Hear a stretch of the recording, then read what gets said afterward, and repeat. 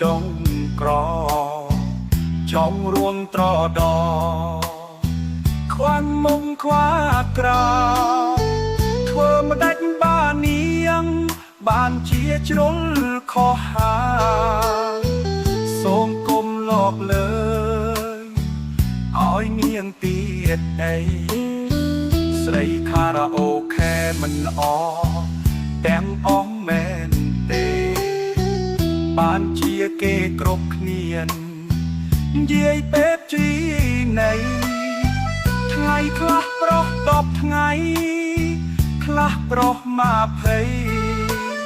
អត់ខ្វល់តម្លៃជាស្ត្រីឲ្យតែបានលុយ